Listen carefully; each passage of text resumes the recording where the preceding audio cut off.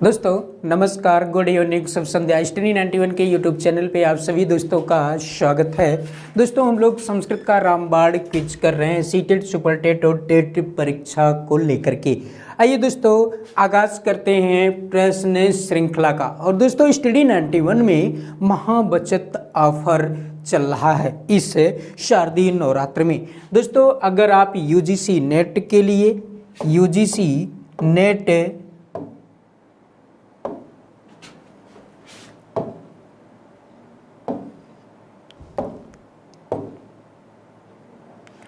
UGC NET video mock test, paid mock test, Hindi का individual class और पेट हिंदी का special class लेना चाहते हैं दोस्तों, तो आप मिनिमम शुल्क पर ले सकते हैं इसको। साथ ही साथ दोस्तों महाबचत ऑफर के तहत पेट की पुस्तक जो कि संपूर्ण अध्ययन की है और उसके साथ साथ प्रैक्टिस सेट भी दिया जा रहा है मात्र और मात्र 350 रुपये में। तो आप दोस्तों इस पुस्तक को ले सकते हैं। पेट परीक्षा की दृष्टि से बेहद महत्वपूर्ण पुस्तक। आइए दोस्तों देखते हैं आगे।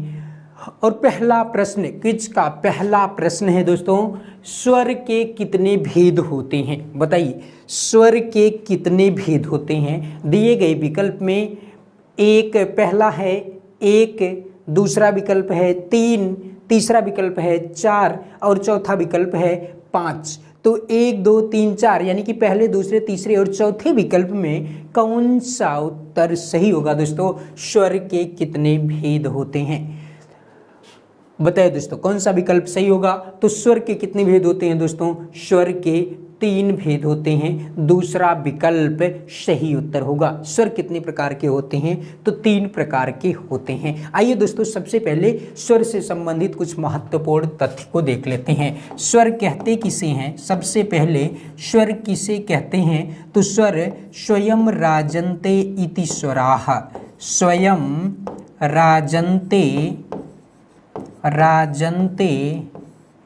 इति स्वराः, स्वयं राजन्ते इति स्वराः, जो स्वयं प्रकाशित हो, बिना किसी की सहायता से जो उच्चरित होते हैं स्वर कहलाते हैं। स्वरों की संख्या कितनी है? तो स्वरों की संख्या माहेश्वर सूत्र में, स्वरों की संख्या माहेश्वर सूत्र में 9 है। इन्हीं स्वरों को हम अच कहते हैं। स्वरों को अच प्रत्याहार के अंतर्गत रखा जाता है, इसीलिए स्वरों को अच कहा जाता है। क्या कहा जाता है? अच कहा जाता है। अच क्या है? तो अच प्रत्याहार है। अच क्या है? तो अच प्रत्याहार है।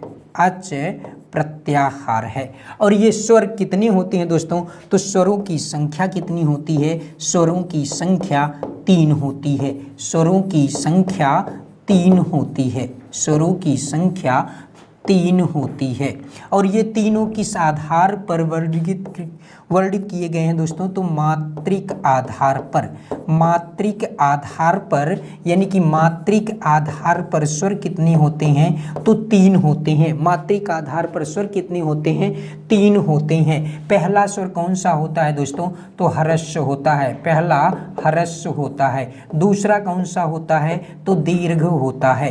तीसरा कौन सा होता है? तो तीसरा प्लुत स्वर होता है। प्लुत स्वर होता है। इस दृष्टि से दोस्तों दिए गए विकल्प में ये 3 स्वरों की संख्या कितनी होती है? 3 सही उत्तर है। इसके अतिरिक्त स्वरों को दोस्तों, अगर स्वर को आभ्यंतर प्रयत्न के अनुसार देखें, आभ्यंतर प्रयत्न के अनुसार, स्वर आभ्यंतर प्रयत्न के अनुसार, तो स्वर आभ्यंतर प्रयत्न के अनुसार कितने होंगे दोस्तों? 2 होंगे। कौन कौन से? कोई विवृत होगा, कोई स्वर विवृत होता है तो कोई संवृत होता है। क्या होता है दोस्तों? संवृत होता है। विवृत और संवृत स्वर होते हैं। और स्वरों को अगर दोस्तों, स्वर को अगर बाह्य प्रयत्न के अनुसार देखें, स्वर बाह्य प्रयत्न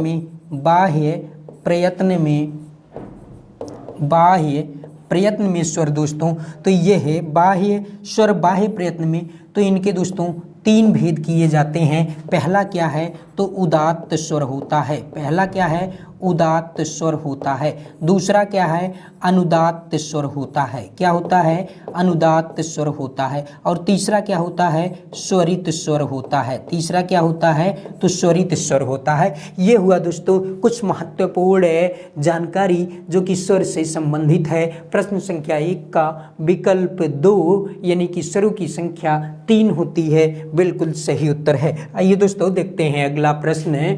और अगला प्रश्न दूसरा प्रश्न, गुरुवे किस विभक्ति एवं वचन का रूप है। गुरुवे किस विभक्ति एवं वचन का रूप है।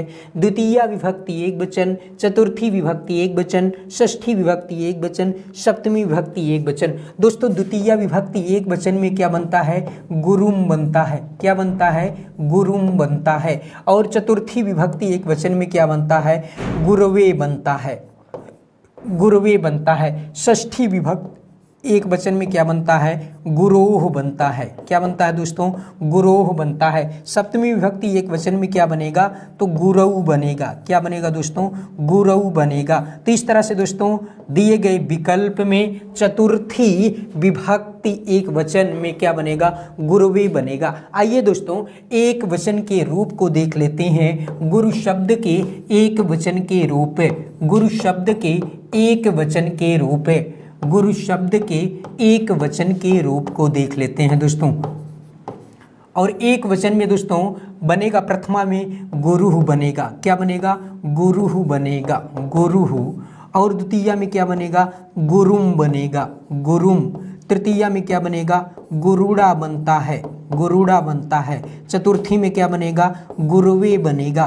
पंचमी में क्या बनेगा गुरोह बनेगा, क्या बनेगा गुरोह बनेगा। षष्ठी में क्या बनेगा गुरोह बनेगा। सप्तमी में क्या बनेगा गुरऊ बनेगा, क्या बनेगा गुरऊ बनेगा। संबोधन में हे गुरु क्या बनता है हे गुरु। इस तरह से दोस्तों इस तरह से एक वचन के रूप को हम लोगों ने यहाँ देखा। गुरुः गुरुम गुरुड़ा गुरुवे, गुरुः गुरुः गुरु है गुरु, ये आपके रूप बन रहे हैं और ये दिए गए विकल्पों के रूप बन रहे हैं। तो इस तरह से दोस्तों गुरु शब्द उकारांत पुल्लिंग गुरु शब्द का रूप एक वचन में चलता है गुरुः गुरुम गुरुड़ा गुरुवे, गुरुः गुरुः गुरु है गुरु। आइए दोस्तों देखते हैं अगला प्रश्न। और तीसरा प्रश्न है त्वया पत्रम लिख्यते कर्मवाच्य को कर्तृवाच्य में परिवर्तित कीजिए। तुम पत्रम लिखति त्वया पत्रम लिखसि, तुम पत्राणि लिखसि तुम पत्रम लिखसि। बताइए दोस्तों कौन सा विकल्प सही होगा दिए गए विकल्पों में से। दोस्तों सबसे पहले अगर हम वाच्य को देखें, किसको देखें वाच्य परिवर्तन को देखें, तो वाच्य परिवर्तन के वाच्य के 3 प्रकार किए जाते हैं। कर्तृवाच्य, क्या किया जाता है दोस्तों कर्तृवाच्य, कर्मवाच्य और भाववाच्य और भाववाच्य। कर्तृवाच्य, कर्मवाच्य, भाववाच्य। कर्तृ के नीचे दोस्तों हम लिखते हैं 12 और कर्म के नीचे लिखते हैं 31 और भाव के नीचे लिखते हैं 31। तो इस तरह से 12, 31, 31 यही वाच्य परिवर्तन है। यही क्या है दोस्तों 12, 31, 31 यही वाच्य परिवर्तन है। अब इसमें दोस्तों परिवर्तन किसमें किसमें किया जाता है तो देखिए इसमें कह रहा है कि कर्मवाच्य को कर्तृवाच्य में यानी कि 31 को परिवर्तित करना है 12 में, 31 को परिवर्तित करना है 12 में। 31 से तात्पर्य हुआ 3 से तात्पर्य हुआ कर्ता में जो तृतीया विभक्ति है वह तृतीया विभक्ति किसमें परिवर्तित होगी प्रथमा विभक्ति में, और जो कर्म में प्रथमा विभक्ति है वो किसमें परिवर्तित होगा द्वितीया विभक्ति में। आइए यहाँ परिवर्तन कर लेते हैं। कर्ता यहाँ तृतीया है, तृतीया विभक्ति किसमें परिवर्तित हो रही है तो प्रथमा विभक्ति में। किसमें तो तृतीया विभक्ति किसमें परिवर्तित होगी तो प्रथमा विभक्ति में। यहाँ त्वया है, अगर इसको हम प्रथमा विभक्ति में परिवर्तित कर देंगे तो क्या होगा दोस्तों त्वम बनेगा, क्या बनेगा त्वम बनेगा। आइए दोस्तों देख लेते हैं, यहाँ कर्म में प्रथमा विभक्ति है और ये परिवर्तित होगा द्वितीया में। यहाँ पत्रम ये प्रथमा विभक्ति का, ये द्वितीया विभक्ति। अगर इसमें कर्मवाच्य में देखेंगे तो ये प्रथमा विभक्ति का है, लेकिन द्वितीय विभक्ति में क्या बनेगा दोस्तों तो पत्रम बनेगा। क्या बनेगा पत्रम बनेगा, क्योंकि पत्रम पत्र शब्द नपुंसक लिंग पत्रम पत्रे पत्राणि रूप चलता है तो प्रथमा और द्वितीय में समान बन जाता है। अब दोस्तों कर्म जो क्रिया है ये कर्तृवाच्य में कर्ता के अनुसार चलती है। तो यहाँ क्रिया लिख्यते जब परिवर्तित होगा त्वम के अनुसार तो मध्यम पुरुष एक वचन का रूप बन जाएगा लिखसि। क्या हो जाएगा? लिखसि रूप बनेगा, लिखसि रूप बनेगा मध्यम पुरुष एक वचन में, लिखसि, लिखसि। तो ये रूप आपका बना त्वम पत्रम लिखसि। आइए दोस्तों देख लेते हैं विकल्प कौन सा सही है। तो त्वम पत्रम लिखति ये गलत विकल्प होगा, त्वम पत्रम लिखसि त्वया पत्रम लिखसि गलत होगा, त्वम पत्राणि लिखसि गलत होगा, त्वम पत्रम लिखसि ये बिल्कुल सही जवाब होगा। दोस्तों यहाँ मकार इसलिए किया गया है, यहाँ तुम में मोनुस्वारः, मोनुस्वारः सूत्र से, मोनुस्वारः सूत्र से दोस्तों मकार के स्थान पर अनुस्वार कर दिया गया। क्या कर दिया गया? अनुस्वार कर दिया गया, अनुस्वार कर दिया गया। इसीलिए दोस्तों यहाँ से मकार हट गया और बना त्वम पत्रम लिखसि, त्वम पत्रम लिखसि, यानी कि चौथा विकल्प प्रश्न संख्या 3 का चौथा विकल्प बिल्कुल सही जवाब होगा। आइए दोस्तों देखते हैं अगला प्रश्न। और चौथा प्रश्न दोस्तों रामायण का अपर नाम है, रामायण का अपर नाम है। दोस्तों अगर देखें तो रामायण को आर्ष काव्य कहा जाता है। क्या कहा जाता है? आर्ष काव्य कहा जाता है। रामायण को महाकाव्य कहा जाता है। आइए दोस्तों देख लेते हैं कि चतुर्विंशति सहस्री संहिता, शत सहस्री संहिता, षड्त्रिंशत् सहस्री संहिता, पंचम वेद। दोस्तों सबसे पहले अगर देखें चतुर्विंशति सहस्री संहिता किसे कहा जाता है? तो रामायण को कहा जाता है। किसे कहा जाता है? तो रामायण को कहा जाता है। और शत सहस्री संहिता किसे कहा जाता है? तो महाभारत को कहा जाता है। किसे कहा जाता है? तो महाभारत को कहा जाता है। षट्त्रिंशत् सहस्री संहिता कोई नहीं होता दोस्तों। पंचम वेद किसे कहा जाता है? तो नाटक को कहा जाता है। किसे कहा जाता है? नाटक या नाट्य को पांचवा वेद माना जाता है। दोस्तों ये जो रामायण की बात है इसी को हम कहते हैं चतुर्विंशति सहस्री संहिता, अर्थात इस रामायण में 24,000 श्लोक रखे गए। क्या रखे गए? श्लोक रखे गए। इसीलिए दोस्तों चतुर्विंशति सहस्री संहिता कहा गया। इस रामायण की रचना दोस्तों, इस रामायण की रचना अगर हम देख लें, यहाँ रामायण की रचना तो महर्षि वाल्मीकि ने किया था। किसने किया था? रामायण की रचना ये महर्षि वाल्मीकि ने किया था। महर्षि वाल्मीकि ने किया था। वाल्मीकि शब्द दोस्तों बा नहीं है, वाह, वाल्मीकि, वाल्मीकि ने किया था। वाल्मीकि ने किया था। किसने किया था? वाल्मीकि ने किया था रामायण की रचना। रामायण में दोस्तों कांड कितने हैं? तो रामायण में कुल 7 कांड हैं। कितने कांड हैं? 7 कांड हैं। 7 कांड हैं जिसमें राम के चरित्र के विषय में वर्णन किया गया है। जिसमें राम का चरित्र, रामायण में क्या किया गया दोस्तों? तो राम के चरित्र और उत्तर चरित्र का वर्णन किया गया है। रामायण का दोस्तों आदि श्लोक अगर देखें, आदि श्लोक रामायण का तो यह अनुष्टुप छंद में है। किस में है? अनुष्टुप छंद में है। किस छंद में है? तो अनुष्टुप छंद में। अनुष्टुप छंद में, अनुष्टुप छंद में क्या है? तो आदि श्लोक है। आदि श्लोक है। आदि श्लोक है अनुष्टुप छंद में। छंद कौन सा है दोस्तों? तो मां निषाद प्रतिष्ठाम, मां निषाद, मां निषाद प्रतिष्ठाम।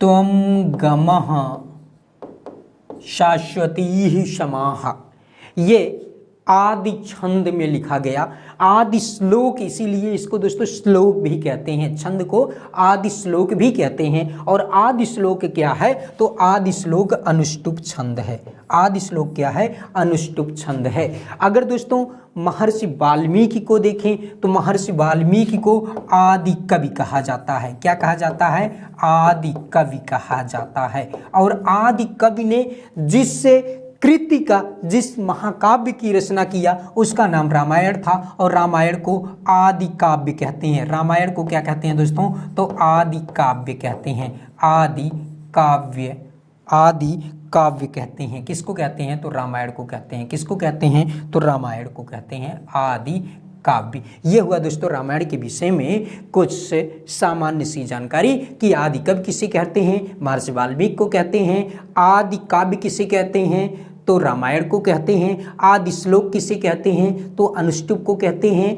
रामायण का पहला श्लोक कौन सा था, तो मां निषाद प्रतिष्ठाम त्वं गमः शाश्वती समाः, ये है पहला था दोस्तों, ये पहला श्लोक था। तो इस तरह से दोस्तों हम लोगों ने रामायण के विषय में कुछ सामान्य सी जानकारी देखा। प्रश्न संख्या 4 का विकल्प ए सही उत्तर होगा, विकल्प ए। आइए दोस्तों देखते हैं अगला प्रश्न। और दोस्तों YouTube daily YouTube schedule study 91 का सुबह 8 बजे डेली करंट अफेयर्स, 9 बजे इंडियन पॉलिटी, 9 बजे आप इंडियन पॉलिटी की क्लास करते हैं, जीके जीएस की कक्षाएं 9-10 बजे, 12 बजे रीजनिंग की और 1 बजे ज्योग्राफी की क्लास, 3 बजे मैथ की क्लास, 6 बजे अभी आप लोगों ने साइंस की क्लास किया और 7 बजे संस्कृत की क्लास चलती है, 7 बजे संस्कृत की क्लास चलती है। दोस्तों नितिन सर द्वारा सायंकाल 8 बजे सामान्य हिंदी, करंट और सामान्य अध्ययन की कक्षाएं संपादित की जाती हैं, चलाई जाती हैं। तो इस तरह से दोस्तों आप स्टडी 91 में डेली यूट्यूब शेड्यूल के अंतर्गत इन कक्षाओं का लाभ उठा सकते हैं। आइए दोस्तों देखते हैं अगला प्रश्न। और 5वां प्रश्न है प्रणम्य में धातु एवं प्रत्यय क्या है। दोस्तों अगर हम प्रकृति प्रत्यय कहते हैं ना,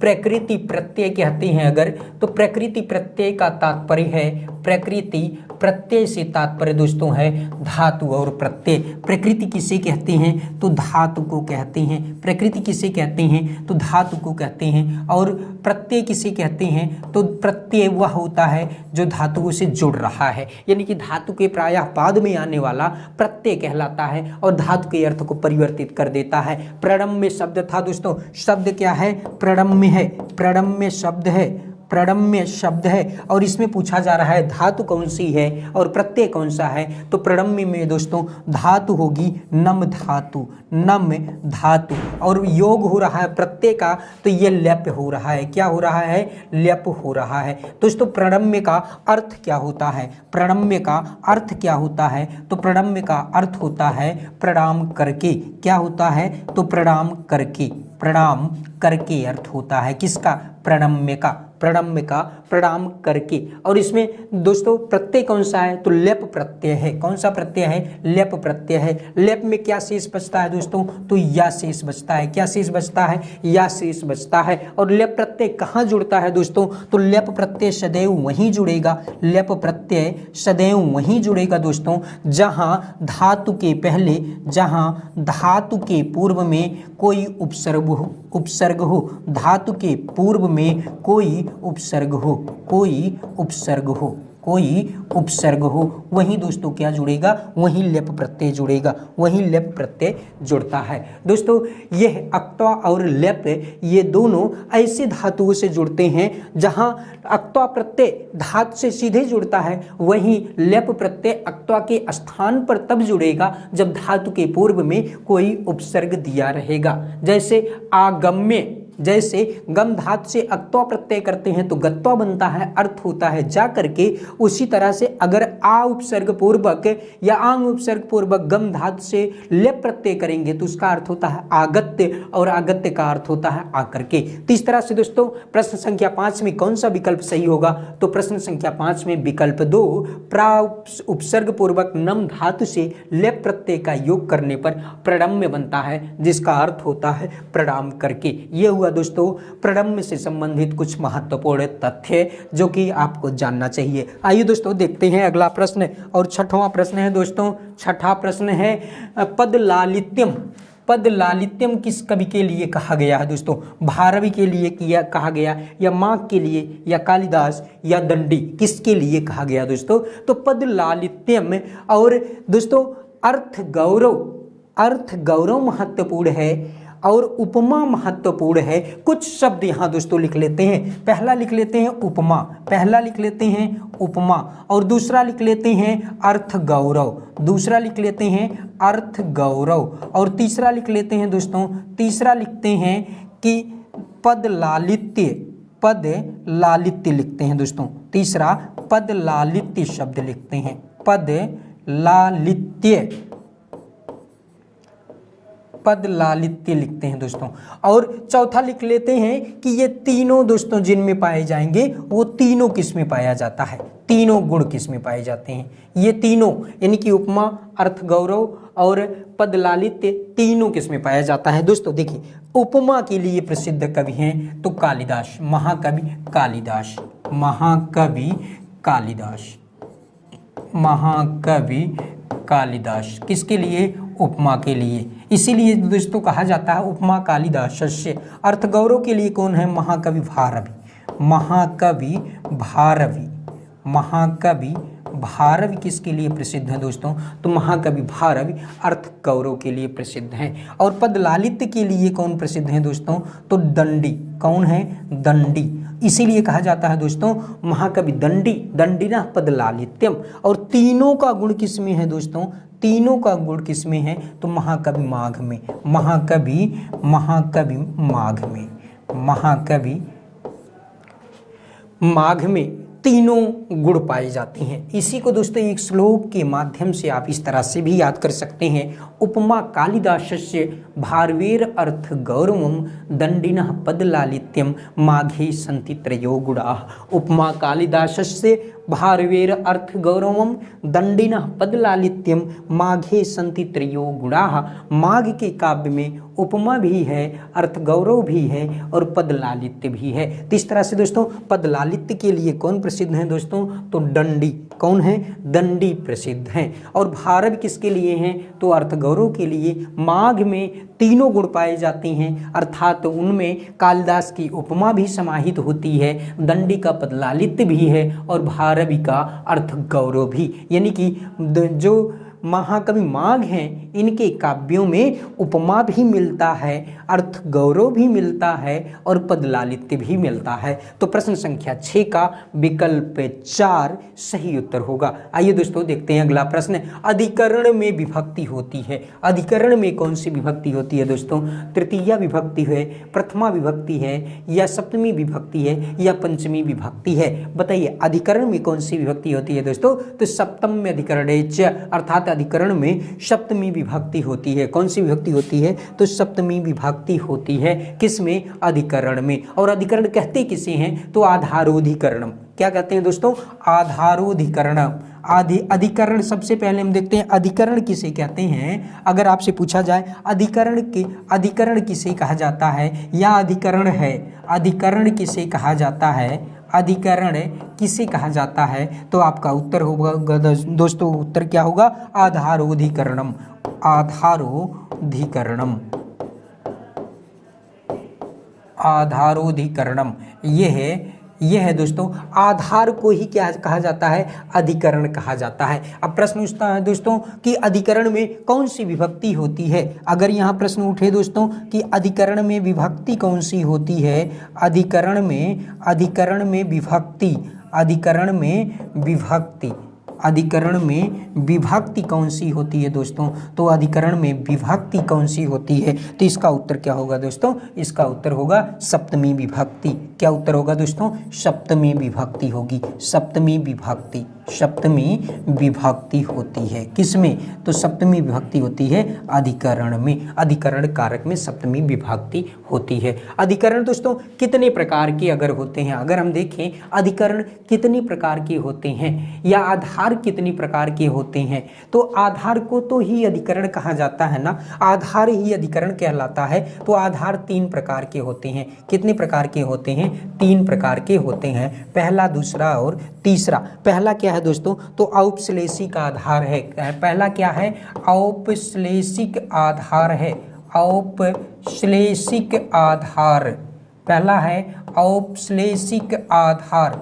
दूसरा क्या है दोस्तों, तो दूसरा है वैषयिक आधार, वैषयिक आधार, वैषयिक आधार है दोस्तों, ये आधार है। इसको फिर से लिखते हैं दोस्तों, स्पष्ट नहीं था, आधार, आधार।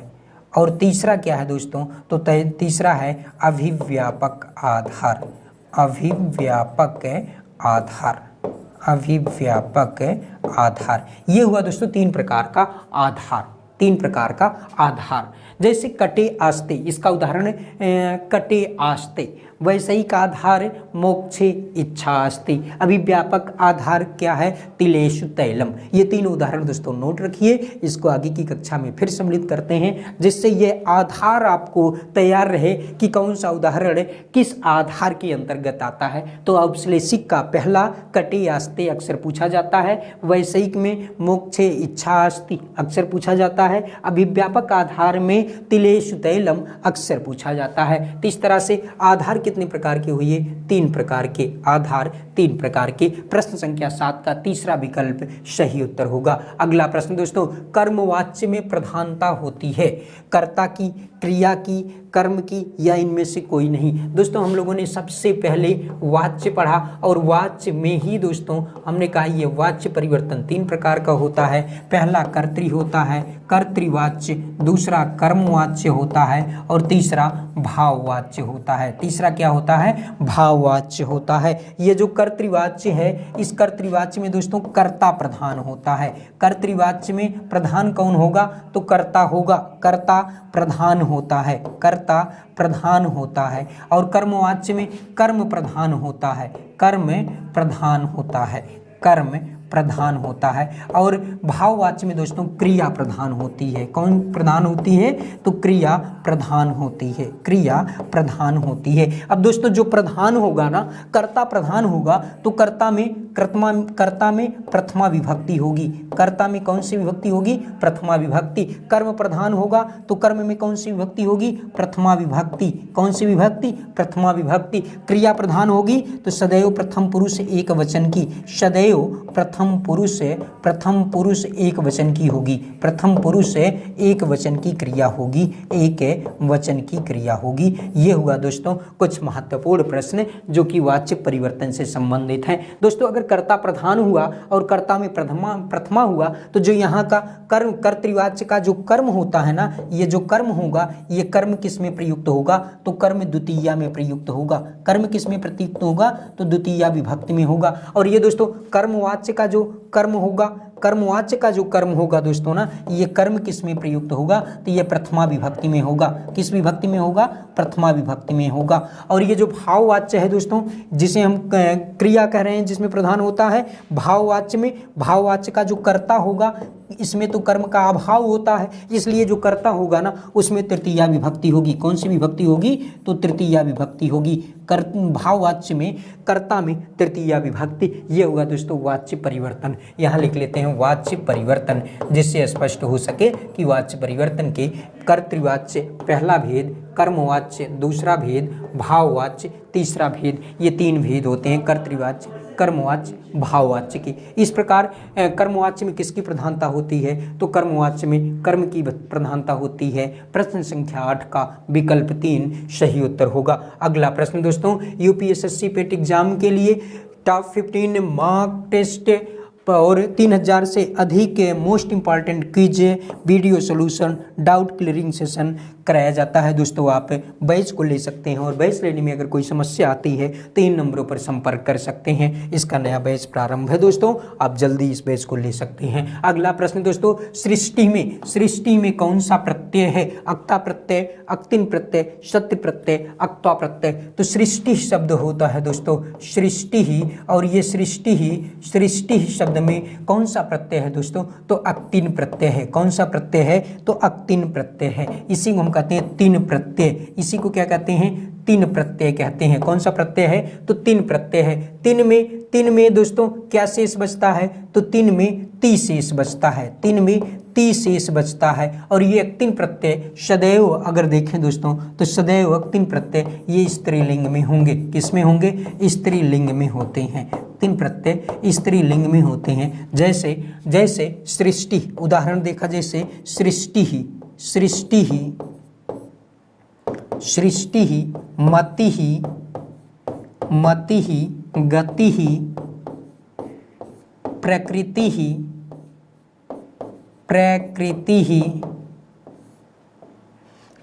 ही दोस्तों अशुद्ध प्रकृति ही, इस तरह से लिखा जाता है। प्रकृति ही विकृति ही, विकृति ही, आकृति ही, संस्कृति ही, संस्कृति ही, ये सब दोस्तों किस प्रत्यय से जुड़ के बने हैं? तो ये सब तीन प्रत्यय से जुड़ करके बने हैं। किस प्रत्यय से? तीन प्रत्यय से जुड़ करके बने हैं। इसको दोस्तों याद रखिए। कौन सा विकल्प सही होगा दोस्तों? तो विकल्प 2 सही होगा। और सृष्टि में दोस्तों धातु अगर देख लें दोस्तों, सृज धातु है। कौन सी धातु है? तो ये सृज, सृज क्या है? तो सृज धातु है, सृज धातु है। प्रत्यय कौन सा होगा? तीन प्रत्यय। तीन प्रत्यय स्त्रीलिंग में प्रयुक्त होते हैं। तीन प्रत्यय में ता शेष रहता है, ता शेष बचता है। और जैसे तीन प्रत्यय से युक्त कुछ शब्दों को देख लें, सृष्टि ही, मति ही, गति ही, प्रकृति ही, विकृति ही, आकृति ही, संस्कृति ही, यह सब दोस्तों क्या हैं? तो ये तीन प्रत्यय से युक्त शब्द हैं। किससे हैं? तीन प्रत्यय से युक्त शब्द हैं। प्रश्न संख्या 9 का विकल्प 2 बिल्कुल सही जवाब होगा। आइए दोस्तों देखते हैं अगला प्रश्न। और अगला प्रश्न है निधन तुमुन। नी धातु में तुमुन प्रत्यय लगाने पर रूप होगा नयनम, नीतिम, नीतम, नेतुम। दोस्तों नी धातु है। नी धातु का अर्थ होता है ले जाना। नी धातु का अर्थ क्या होता है? तो नी धातु का अर्थ होता है ले जाना, ले जाना।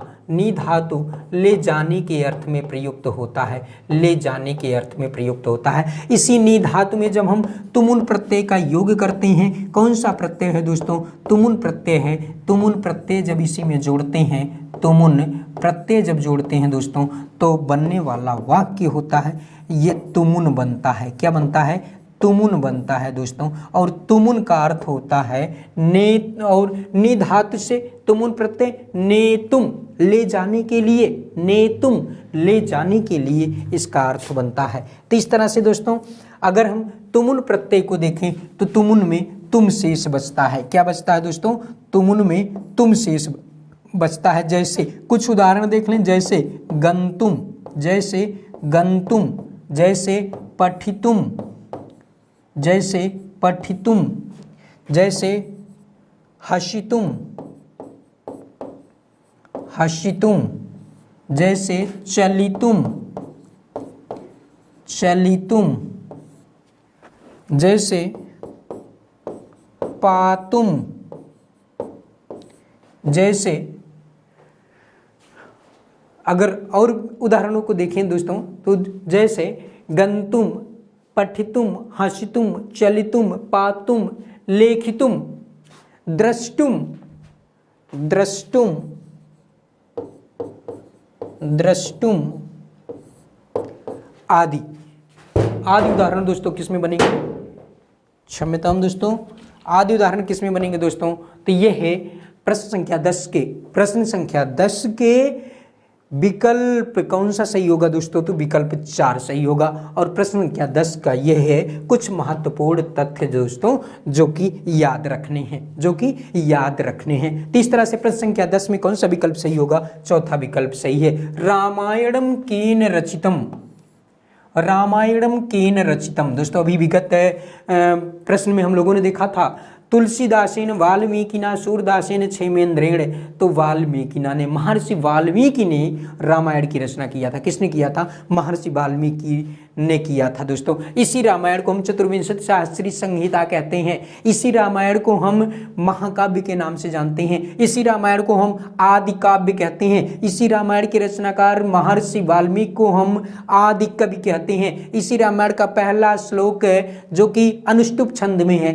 उसको आदि श्लोक कहते हैं। और उसी को हम श्लोक भी कहते हैं। क्या कहते हैं? श्लोक छंद भी उसी को कहते हैं। और उसका नाम क्या है? तो मानिषात् प्रतिष्ठाम तम गमा शाश्वती समाह यत क्रौंच मिथुनादिकम काम मोहितम अवधीये। ये आपका पहला श्लोक है। किसका? रामायण का पहला श्लोक है। किस छंद में है? अनुष्टुप छंद में। अनुष्टुप छंद को और किस नाम से जाना जाता है? तो श्लोक के नाम से जाना जाता है, आदि श्लोक के नाम से जाना जाता है। तो इस तरह से दोस्तों प्रश्न संख्या 11 का विकल्प 2 सही उत्तर होगा। व्याख्या लिखने की आवश्यकता नहीं है। श्रीमान पदे का प्रत्यय अस्ति। श्रीमान पद में कौन सा प्रत्यय है दोस्तों? मतुप प्रत्यय है, तल प्रत्यय है, ठक प्रत्यय है या ढ प्रत्यय है?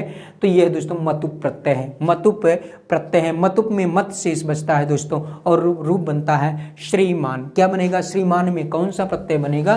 तो श्रीमान में मतुप प्रत्यय जुड़ेगा। क्या जुड़ेगा? मतुप प्रत्यय जुड़ेगा, श्रीमान बनेगा। इसी तरह से जैसे दोस्तों धीमान, धीमान, धी प्लस मतुप धीमत, और धीमत से धीमान बनता है। श्रीमान, श्री प्लस मतुप श्रीमत, और श्रीमत से श्रीमान बनता है। तो इस तरह से दोस्तों प्रश्न संख्या 12 का विकल्प सही उत्तर होगा। दोस्तों वीडियो और एग्जाम के लिए top 15 mark test with video solution आप ये बैच ले सकते हैं, और साथ ही साथ दोस्तों वीडियो हल प्रश्न पत्र और इसके साथ फ्री मॉडल टेस्ट पेपर भी मात्र दोस्तों एक्स्ट्रा डिस्काउंट के साथ आप प्राप्त कर सकते हैं। तो आइए दोस्तों देखते हैं अगला प्रश्न और प्रश्न संख्या 13। प्राचीन संस्कृत शिक्षण पद्धति के अंतर्गत नहीं आने वाले विकल्प का चयन कीजिए।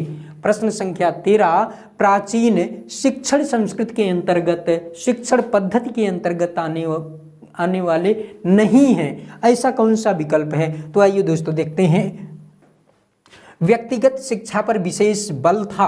प्राचीन संस्कृत शिक्षा पद्धति में पहला विकल्प दे रहे हैं, व्यक्तिगत शिक्षा पर विशेष बल था। विद्यार्थी नियम से उठते थे और प्रतिदिन अध्ययन करते थे। प्राचीन प्रणाली में स्मृति पर अधिक जोर दिया जाता था। छात्र की रुचि का विशेष ध्यान रखा जाता था। तो क्या नहीं है दोस्तों?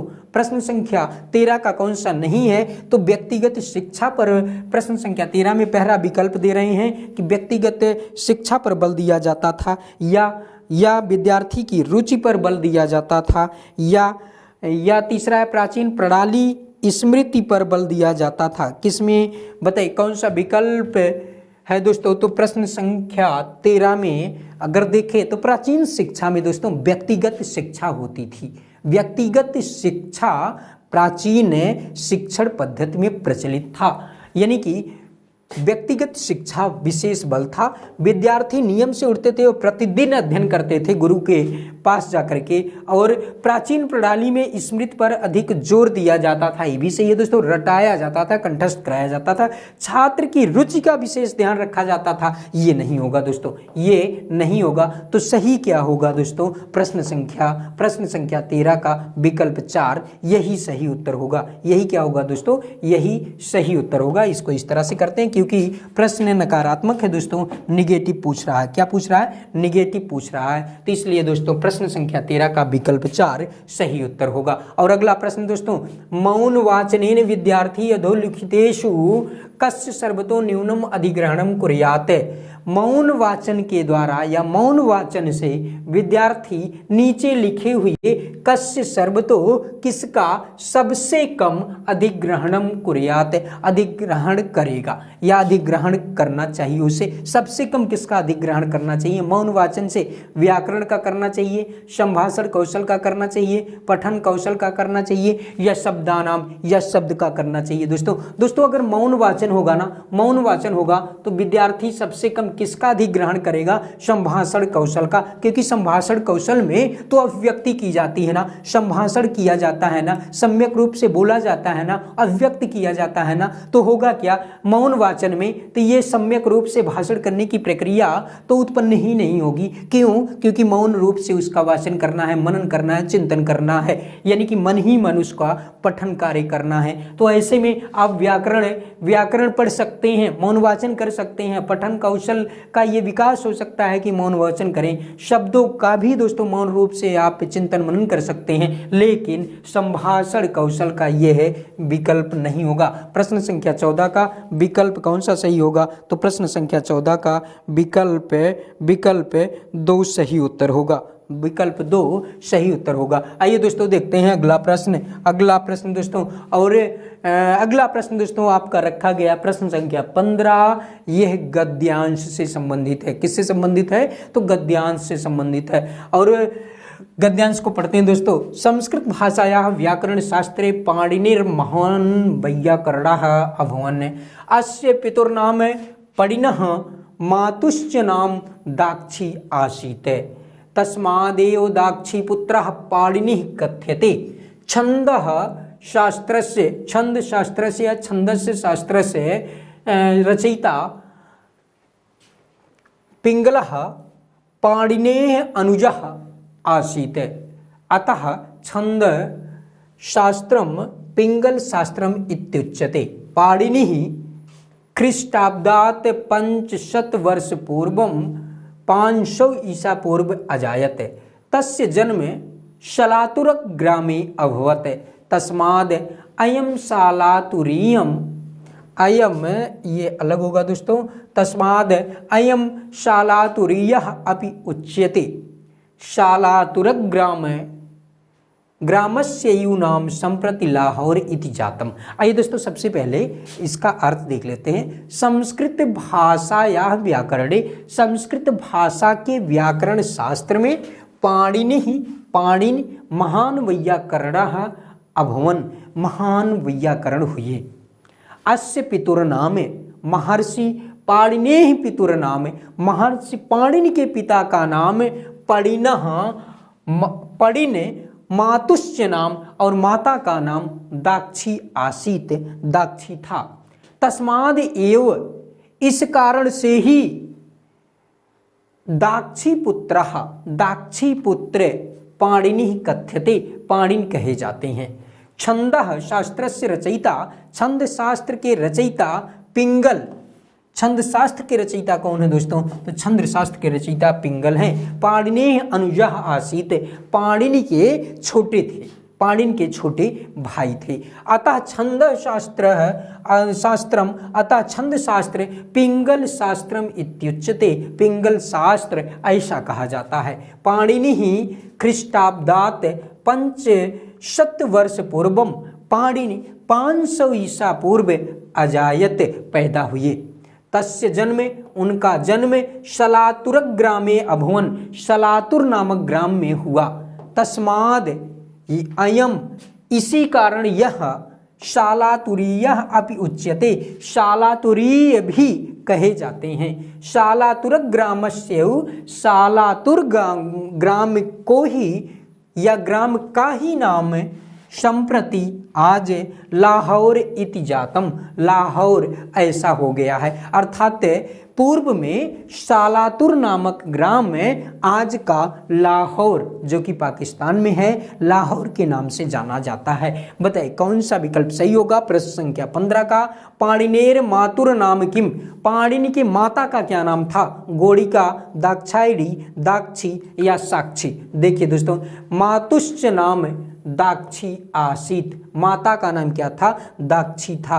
प्रश्न संख्या 15 का विकल्प 3 सही उत्तर होगा, विकल्प 3 सही उत्तर होगा। दोस्तों हिंदी व्याकरण नितिन सर द्वारा क्लास लिया जा रहा है, कक्षाएं की जा संपादित की जा रही हैं और हिंदी व्याकरण का नया बैच प्रारंभ है। दोस्तों आप ये बैच हिंदी व्याकरण का किसी भी महत्वपूर्ण परीक्षा की दृष्टि से ये महत्वपूर्ण है, आप इस पेज को ले सकते हैं। और अगला प्रश्न दोस्तों, पाणिनेः जन्म कदा अभवत? 200 ईसा पूर्व, 300 ईसा पूर्व, 50 ईसा पूर्व या 500 ईसा पूर्व? तो पाणिनेः जन्म कदा अभवत? तो पाणिनिः ख्रीष्टाब्दात् 500 वर्ष पूर्वम, अर्थात ईसा पूर्व 500 वर्ष पूर्व, ईसा पूर्व, यानी कि विकल्प 4 सही उत्तर होगा। पाणिनि ईसा पूर्व 500 ईसा पूर्व जन्म लिए थे। अगला है पाणिनि कस्य शास्त्र से ज्ञाता आसीत? पाणिनि किस शास्त्र के ज्ञाता थे दोस्तों? तो छंद शास्त्र के, पिंगल शास्त्र के, व्याकरण शास्त्र के, नाट्य शास्त्र के। दोस्तों संस्कृत भाषा या व्याकरण शास्त्रे पाणिनि महान वैयाकरण भवन, यानी कि महान व्याकरण शास्त्र के ज्ञाता थे। अगला प्रश्न है दोस्तों, छंद शास्त्र से रचयिता कः आसीत? छंद शास्त्र के रचयिता कौन थे? तो छंद शास्त्र के रचयिता पाणिनिः, पिंगलः, कात्यायनः, पतंजलि। ये दोस्तों जा शब्द है, जा नहीं है। पतंजलि ही कौन थे दोस्तों? तो छंद शास्त्र के रचयिता आचार्य पिंगल थे। कौन थे? पिंगल थे। और आचार्य पिंगल कौन थे दोस्तों? तो ये पाणिनि के अनुज भ्राता थे, छोटे भाई थे। आचार्य पिंगल पाणिनि के छोटे भाई थे। दोस्तों नितिन सर द्वारा हैंड रिटन ई बुक्स प्राचीन इतिहास, मध्यकालीन इतिहास, आधुनिक इतिहास, सामान्य हिंदी, भारत का भूगोल, भारतीय राज्य व्यवस्था, बायोलॉजी, केमिस्ट्री और फिजिक्स। हैंडरिटन ई बुक्स दोस्तों, अगर आप किसी भी प्रतियोगी परीक्षा की तैयारी कर रहे हैं तो महत्वपूर्ण तथ्यों का संग्रह किया गया और हैंडरिटन ई बुक्स आप ले सकते हैं। आइए दोस्तों देखते हैं आगे। और अगला प्रश्न है दोस्तों, मया पद किस विभक्ति एक वचन का रूप है? किस विभक्ति एक वचन का रूप है? अस्मद शब्द तृतीया एक वचन, या युष्मद शब्द के तृतीया एक वचन का, या अस्मद शब्द के द्वितीय विभक्ति बहुवचन का रूप है, या अस्मद शब्द के चतुर्थी विभक्ति एक वचन का रूप है? बताइए कौन सा विकल्प सही होगा दोस्तों? अस्मद शब्द के तृतीय एक वचन का रूप क्या होगा? तो मया क्या होगा दोस्तों? मया क्या होगा? तो अस्मद शब्द के तृतीय विभक्ति एक वचन के रूप को। दोस्तों एक वचन का रूप अस्मद शब्द में देख लेते हैं। संपूर्ण विभक्तियों में अगर देखें, सभी विभक्तियों में, तो बनता है अहम। क्या बनता है? अहम। और द्वितीय विभक्ति में बनेगा माम, तृतीय विभक्ति में बनेगा मया, चतुर्थी में बनता है मह्यम, मह्यम, पंचमी में बनता है मत, और षष्ठी में बनेगा मम, सप्तमी में बनेगा मई। ये हुआ दोस्तों आपका अस्मद शब्द का एक वचन का रूप, अहम माम मया मह्यम मत मम मई। अहम माम मया मह्यम मत मम मई।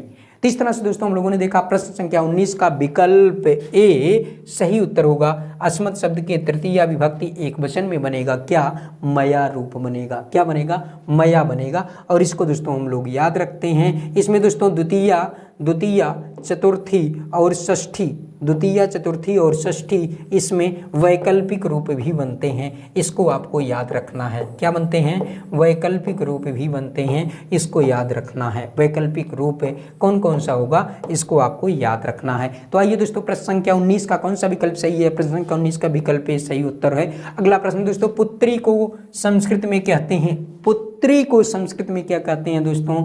तो तनया, सुता, आत्मजा या उपर्युक्त सभी। तो दोस्तों पुत्री को तनया भी कहा जाता है, सुता भी कहा जाता है, आत्मजा भी कहा जाता है, और उपर्युक्त सभी विकल्प सही उत्तर होंगे पुत्री के लिए। पुत्री के लिए दिए गए विकल्प में सभी उत्तर सही है। उपर्युक्त सही, ये बिल्कुल सही उत्तर होगा।